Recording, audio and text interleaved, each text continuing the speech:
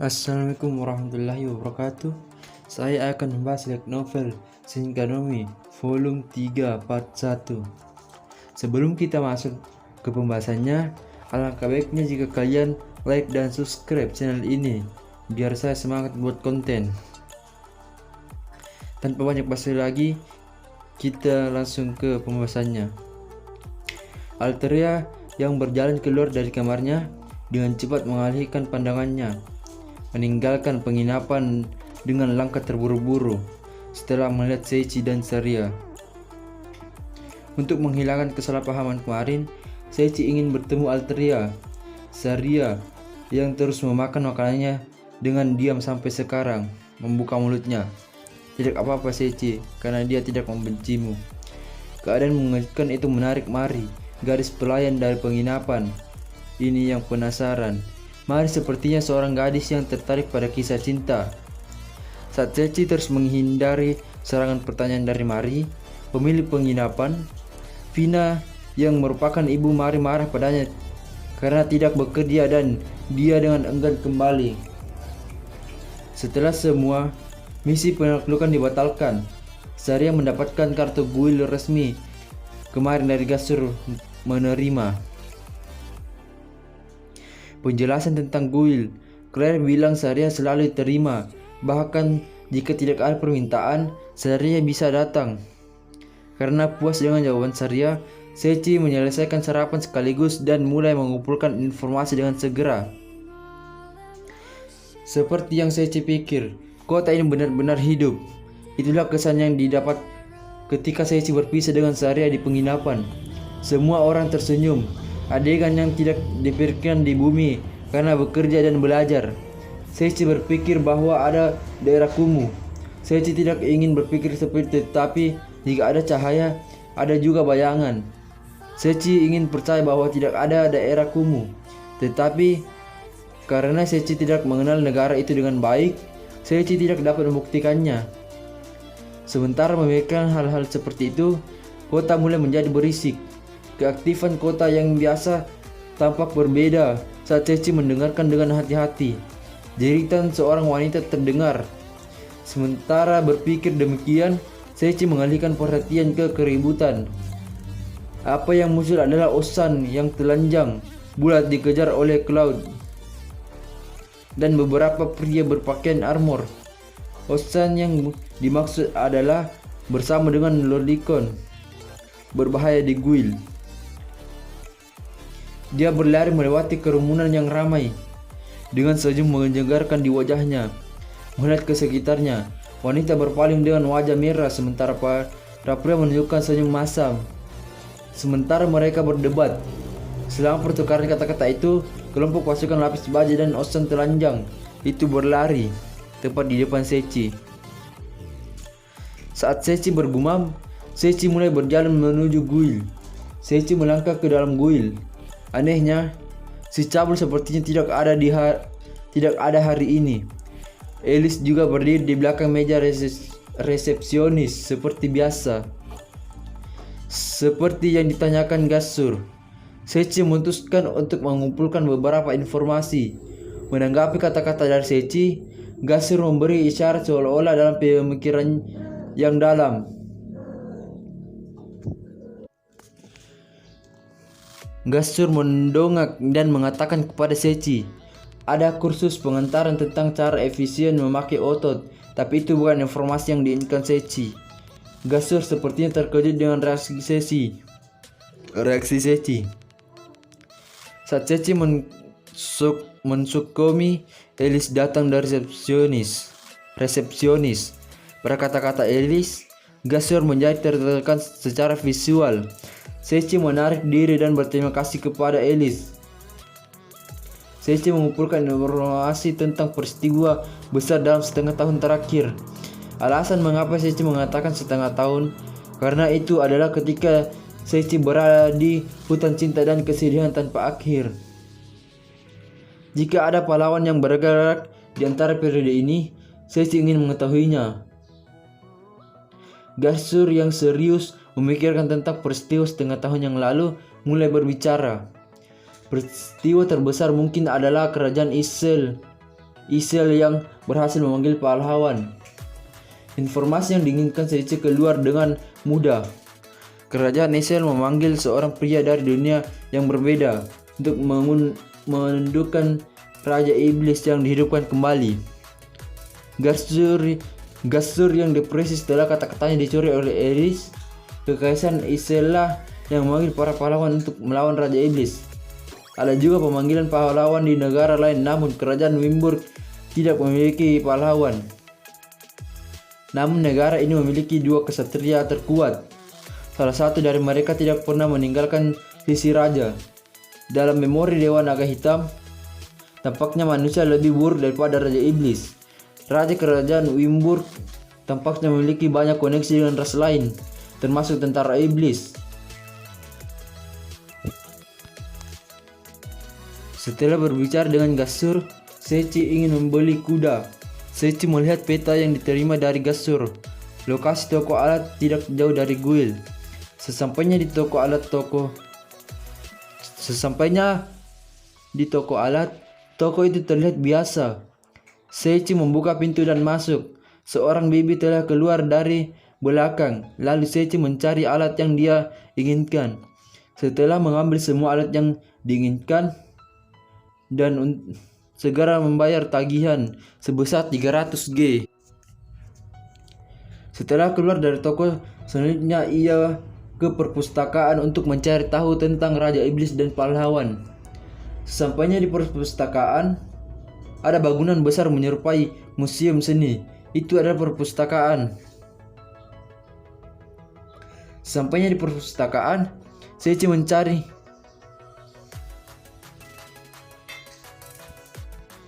Sesampainya di perpustakaan, Seiichi mencari buku tentang pahlawan dan Raja Iblis. Dalam buku sejarah, setelah pahlawan mengalahkan Raja Iblis, tertulis bahwa semua orang hidup dengan damai. Setelah membaca beberapa buku, Seiichi juga mendapat beberapa skill hanya dengan membaca buku.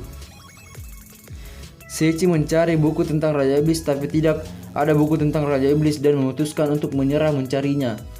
Ketika keluar dari perpustakaan, Seiichi lelah secara mental dan memutuskan untuk makan siang.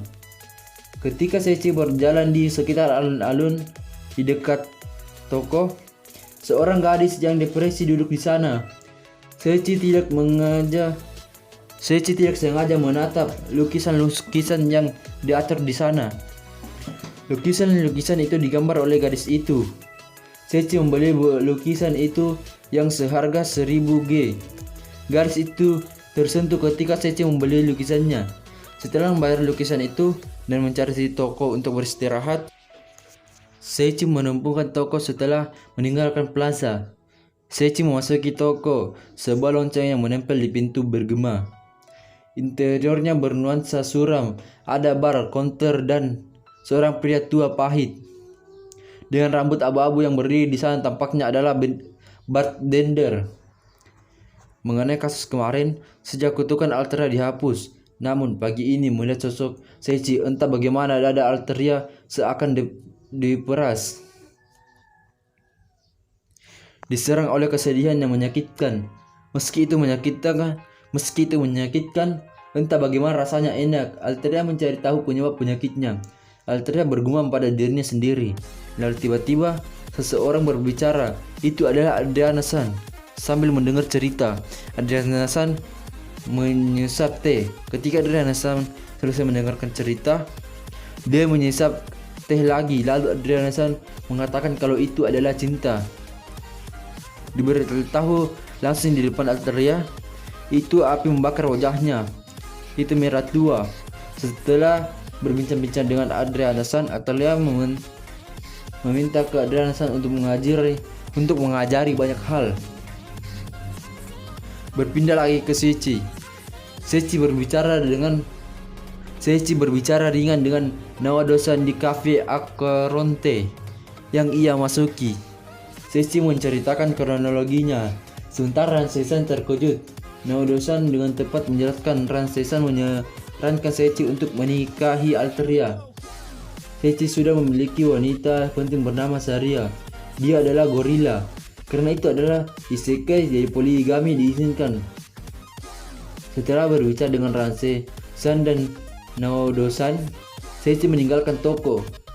Ini sudah mau malam, meninggalkan kedai kopi Acreonte untuk menemukan langit berwarna oranye dan bergumam demikian. Tak lama, gereja tempat panti asuhan mulai terlihat dengan suasana hati demikian. Itu terjadi ketika Seiichi akan memasuki gereja dalam kecepatan yang bahkan menunjukkan dan berbalik. Orang yang berdiri di sana adalah orang yang Seiichi hadapi dengan kebenaran, Alteria dan Seiichi. Lalu Seiichi membuka mulut. Alteria, itu cincin dengan kebenaran. Itu cincin dengan keberanian. Tapi Alteria diam, tak mengatakan apapun. Tetapi saat Seiichi pikir, kata-kata mengalir. Ini adalah ciuman. Alteria yang menyelesaikan ciuman panjang itu menurunkan wajahnya. Setelah Alteria mengatakan perasaannya, dia mulai menangis di dada Seiichi. Tidak peduli seberapa kuat status Seiichi, itu sekarang tidak berguna. Seiichi punya kesempatan untuk membuat pilihan, dan ada seseorang berteriak, itu adalah Sari. Itu adalah Saria. Saria mengatakan kepada Seiichi, bisa kamu menerima perasaannya? Saria terus meyakinkan Seiichi agar menerima Alteria, dan pada akhirnya Seiichi menerima perasaan Alteria. Alteria menyuruh Seiichi memanggil namanya dengan nama Al, mengatakan dengan sangat malu-malu. Alteria tersenyum masam. Setelah itu mereka berciuman lagi. Setelah kembali ke penginapan, hanya mengingatnya saja sudah cukup membuat Seiichi ingin mati. Tiba-tiba Seiichi ingat apa yang dia katakan pada saat itu. Seiichi meninggalkan kamar sambil bergumam. Ketika Seiichi tiba di ruang makan, ada cukup banyak orang yang makan, karena Saria dan yang lainnya harus memesan tempat duduk.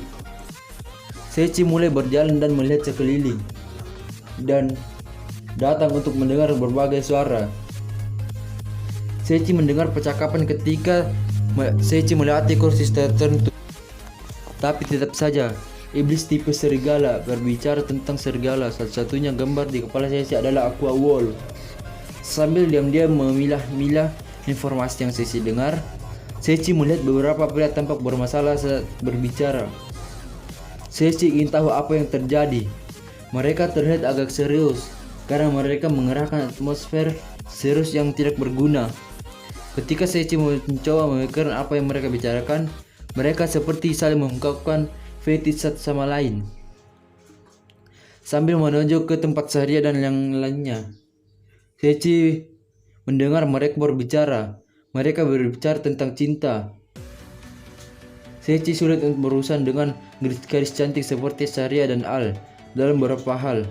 Kekebalan Seiichi terhadap wanita menurun drastis sejak memasuki sekolah menengah. Hingga sekolah menengah, Seiichi jarang peduli dengan teman masa kecilnya, Kanasuki Senpai dan adik perempuan Sota, Miwa. Setelah masuk sekolah menengah, Seiichi menghindari semua orang. Tetapi pada suatu saat ketika tinggal di hutan cinta tak berujung dengan Saria, perasaan itu terjadi. Mungkin itu karena dia tidak muncul sebagai gadis cantik, tetapi muncul sebagai gorila, sehingga Seiichi bisa mengatasinya sedikit demi sedikit. Setelah makan dengan Al dan Saria, Seiichi pergi ke toko yang menjual kuda. Karena Al ingin menggerakkan tubuhnya sebentar, ia melakukan kuis penaklukan. Ketika Seiichi memasuki toko, Osan yang relatif tampan, yang tampaknya penuh energi, yang memiliki kepala botak yang dicukur rapi berteriak. Seiichi segera memberitahu dia tentang niat Seiichi menginginkan kuda, dan Osan menyeringai lebar. Osan itu mengira Seiichi ingin mengikuti turnamen. Kesalahpahaman pun terjadi. Dipimpin oleh Osan, ketika Seiichi masuk ke dalam toko, monster tipe serigala, monster tipe monyet seperti Smart Monker, dan lain-lain berbagai monster dikunci dalam sangkar itu tampak kuat. Dalam kurungan yang dipandu Osan, ada beberapa kuda hitam dengan sisik perak di sayap dan kaki. Ini adalah tipe kuda naga. Kuda naga liar itu ganas, tapi jika dijinakkan, mereka akan mendengarkan perintah manusia menjadi kuda yang lembut. Karena memiliki kekuatan kuda, ia dapat menarik kereta dengan mudah. Selain itu, jika kamu mengendarainya, kecepatannya akan sangat besar. Di tengah-tengah memberitahu Seiichi biaya kudanya, Osan dengan panik bertanya tentang memiliki keterampilan kuda. Untuk mempelajarinya, Seiichi perlu menunggangi kuda setidaknya sekali. Berpikir sejauh itu, Seiichi tiba-tiba menemukan ide yang bagus. Jika mendengar nambah skill tidak berhasil, mungkin mendengar tentang metode berkuda akan mengaktifkan atau menyebabkan akuisisi. Berpikir demikian, Seiichi memutuskan untuk langsung bertanya kepada Osan. Namun Osan itu tidak bisa mengendarai kuda. Ketika Seiichi memikirkannya, sebuah suara robot bergema di kepala Seiichi. Semua keahlian pemahaman bahasa aktif berhasil.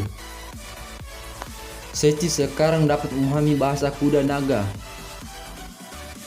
Saat Seiichi memikirkan itu, Seiichi bergerak melihat ke arah kuda naga dan mencoba mendengarkan apa yang naga kuda bicarakan. Seiichi dilabeli sebagai idiot oleh kuda. Ada kuda-kuda lain yang diarahkan untuk pemula. Seiichi tidak perlu keahlian berkuda juga. Selain menunggangi kuda, Seiichi juga bisa mendapatkan keterampilan kuda. Seiichi sekali lagi dibimbing oleh Osan ke kurungan yang berbeda. Ada seekor kuda yang tampak tajam dengan tanduk seperti rusa dan bulu coklat yang indah, berdiri dengan elegan. Namun spesies makhluk ini adalah doll. Jika dimasukkan ke dalam kanji, itu berarti baka atau kuda rusa. Tenaga kuda ini di tingkat lain. Ini 2 kali lipat dari kuda naga dari sebelumnya. Kecepatannya tidak normal sehingga ia memiliki kemampuan untuk menyalip mereka bahkan di starata atas kuda. Terlebih lagi, itu setia dan tidak ganas, bahkan di alam liar tidak seperti kuda naga. Tapi Osan mengatakan sesuatu yang mencengangkan. Makhluk ini sampai pada taraf yang mencengangkan, bodoh terhadap kebenaran yang mencengangkan itu. Seiichi secara tidak sengaja membalas dan Osan melanjutkan. Untuk mengatakan sampai sejauh itu, mana doll itu? Pertama, itu tidak bisa mencapai tujuannya. Dia akan lupa bahwa dia sudah makan. Dia lupa siapa pemiliknya dan akhirnya lupa bernapas. Meskipun memiliki fitur bermartabat, dia sangat tidak berguna. Pada saat itu, Dolt masih dalam posisi berdiri, jatuh ke arah yang berlawanan dengan Osan yang mengenai lehernya sambil memandangi makhluk bodoh yang tiba-tiba pingsan. Osan mengatakan satu hal, dia menendang ember. Kemudian, Osan yang tadi menatap dalam diam beberapa saat tiba-tiba membuka mulutnya. Jika dia mati maka tidak ada yang bisa kita lakukan. Aku kira aku akan membuat menjadi basa-basi dan makannya.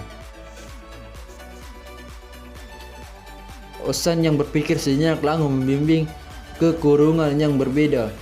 Seiichi mengikutinya ke kandang yang kekar, bahkan tidak bisa dibandingkan dengan Dolt atau kuda naga. Selain itu, daripada seperti sebelumnya, kurungan ini sepenuhnya tertutup pelat besi dan sepertinya tidak ada cara untuk memastikan apa yang terjadi di dalam selain dari jendela kecil di pintu. Makhluk ini adalah makhluk yang bahkan Osan tidak mengerti. Karena memiliki penampilan yang mirip kuda, Osan akan memperkenalkannya.